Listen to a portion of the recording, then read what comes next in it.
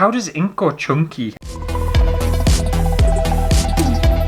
Hello everyone and welcome back to my channel. And recently I was browsing social media, as you do, and I came across these crystallized books, which I thought looked so cool and so interesting, and I wanted to know how it's made.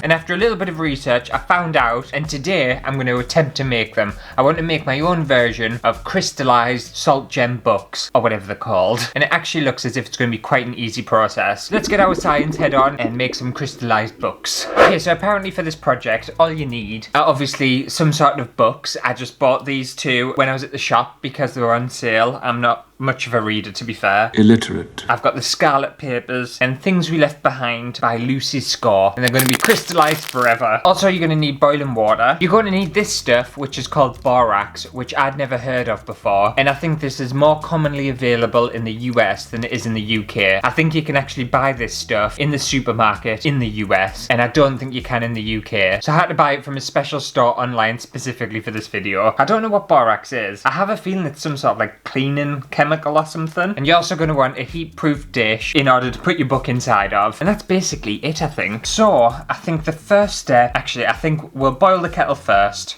And it's interesting as well, when I've seen pictures of these crystallized books, and the reason I wanted to make them myself is I want to see how actually strong they are, because I feel like they're going to be either incredibly fragile or rock solid. Oh wow! Oh, okay. And I'm just very curious to see what it's actually going to feel like. I hope it's going to be rock solid. I hope it's not like super fragile and you play with it and all the crystals fall off, because that'll be a bit of a waste of time, won't it? Okay, so I've got my boiling water, and apparently you want 3 tablespoons of borax to 1 cup of boiling water. So I've got 6 cups. Oh, hang on, someone's ringing us. 1 sec. Hello?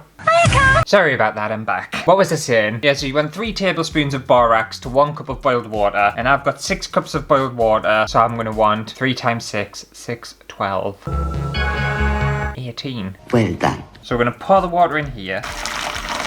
Obviously be careful not to burn yourself. So 18 spoons of this. At the end of the day, I think I would rather have too much than too little. So if I'm putting too much in, then fair enough. 18. And then we're just gonna mix that all together. And I think you're basically wanting it so that the borax stuff dissolves in the water. I assume it's going to make some sort of like salt crystals. Again, I don't fully understand what borax is. I know I should really do research on these things, but it must have some sort of like salt property in it. I don't know. Okay, that's looking pretty dissolved to me. And then we're going to take our book and just submerge it into the mixture. Obviously be careful not to burn yourself. Oh, I might actually need a bit more water. Give us 1 second, I'm going to put the kettle on again. Since I'm going to be adding some more water, I'm just going to sprinkle a bit more of this just over the top. And also, I don't think this is the kind of thing that you have to be like super accurate with. I think it's very open to kind of experimentation and pissing about, which I obviously appreciate. Also, I've just had a quick Google on what borax is, and apparently it says that it's a white compound which occurs as a mineral in some alkaline salt deposits and is used in making glass and ceramics as a metallurgic flux and as an antiseptic. Interesting stuff. Apparently it is used as a household cleaner, and also it's added into laundry detergent too. I don't think it's like too dangerous of a chemical, but obviously don't like eat it or anything like that. Right, pour some more water onto you.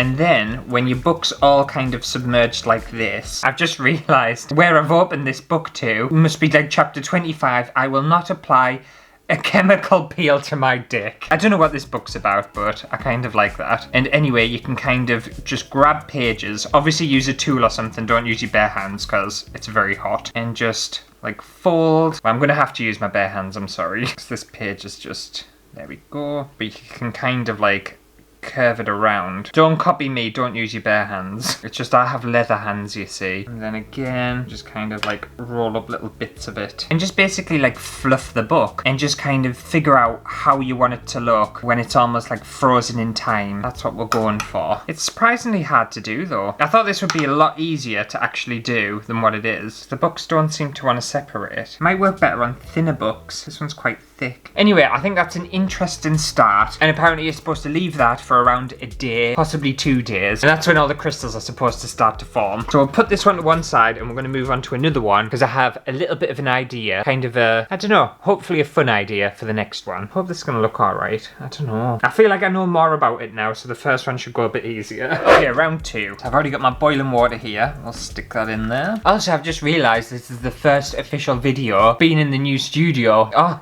it couldn't focus on us because of the steam. And I think it's working quite well, actually. I think it looks really good. It feels more kind of organised and less chaotic than it did before. Anyway, let's add some borax to this.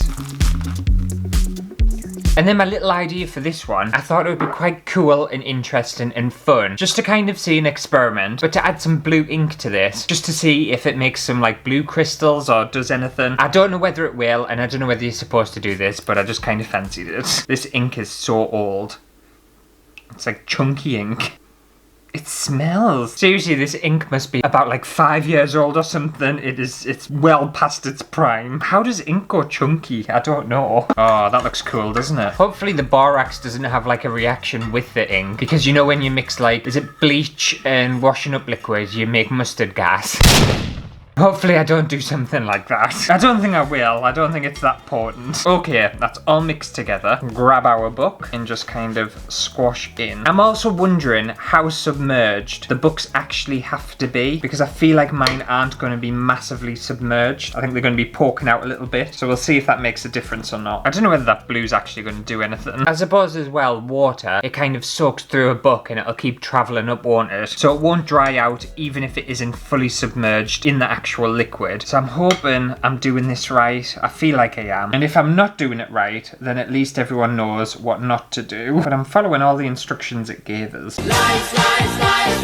I do think it's quite difficult to make the pages look like dead curly, like they do in some of the pictures I've seen, because my pages don't seem to want to do that. I don't fully understand how they've managed to manipulate theirs in a way that does it. Even when my book's soaked, it still doesn't kind of want to do what I want it to do. It might potentially get a bit more curly on its own and like wrinkle up and stuff. I feel like it's the kind of thing where you'll submerge it and then once it's done doing its thing, you'll get it back and it'll look completely different. Okay, I think I'm kind of happy with that one as well. I'm very interested to see if the blue's actually going to do anything, and at least we'll have a comparison. So we've got one without the blue, one with the blue, and we'll see if this works. I have a very weird feeling and a very funny feeling that this isn't going to work. I don't know why. I feel like I've done everything right, but I don't. It just doesn't feel like it's going to do what I want it to do. But I'll see you back here in a couple of days' time, and we'll see if it's actually done what it's supposed to do or what it should do. Dinner's served. Wet book. My name is Jennifer, and I'm addicted to eating mattresses. So after these books had been sitting in this mixture for a full day, I decided to take them out and rest them on a couple of bowls and just let them drain and dry out for the next couple of days, and hoped everything was going to go alright. So it's now present day, and I think these books are pretty much fully dried out. They're very hard and rigid. The only thing I will say about this is they are very fragile. I was expecting them to be a little bit more like concrete, but they're not. It's almost like a book covered in salt. That's what it feels like. I'll try and lift these up and show you, but they're just, like, look at the state of them. They're just falling apart. So here's one of them. You've got some kind of crystals formed along the front there, and along the side here you can obviously see those blue crystals. This one's obviously the blue inked one, and there's some decent crystallization. There's not obviously a huge amount. I don't know, I was expecting a little bit more, but it's subtle and it's definitely done something, but it just like,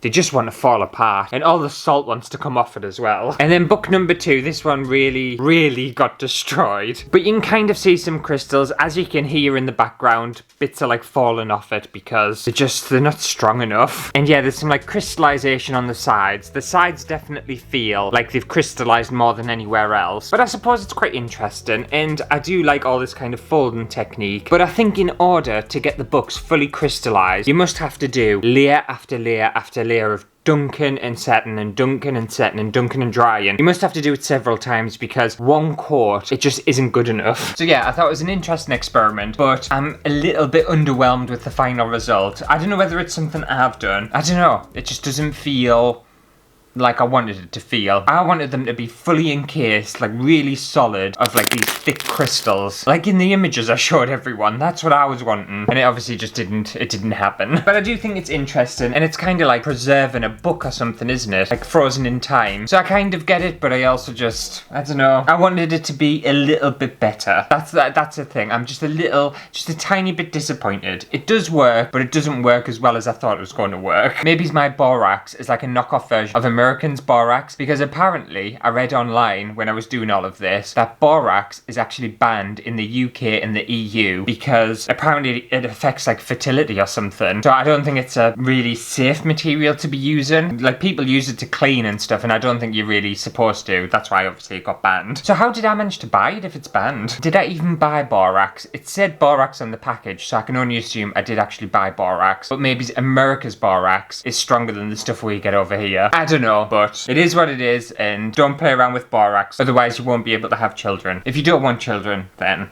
play with Borax all you want. If he said jump off a cliff, would you do that? Anyway, that's just about it for today's video. Hopefully you have enjoyed it. If you did, make sure to give it a thumbs up. And feel free to let me know in the comments whether you'll be doing some crystallized books. Apparently you can also crystallize other objects using this kind of process, but I think books are the most common one. I think you might do it for like shits and giggles, but I don't think you're going to do it for a serious craft, because otherwise you're just going to end up with salt crystals everywhere. It's all over my table, all over my floor. It's a very salty studio. But anyway, I'll see you next week for a brand new video. I don't know what to do with these books. I don't really want to put them on my shelf because I think like salt lamps, don't they like attract moisture and eventually start leaking water? I feel like these books might end up doing that because they're like literally coated in salt. I don't know, I'll figure out what I'm going to do with them. I don't think they deserve a space in the background. And that says something because some of the shite in the background of here, it's unreal.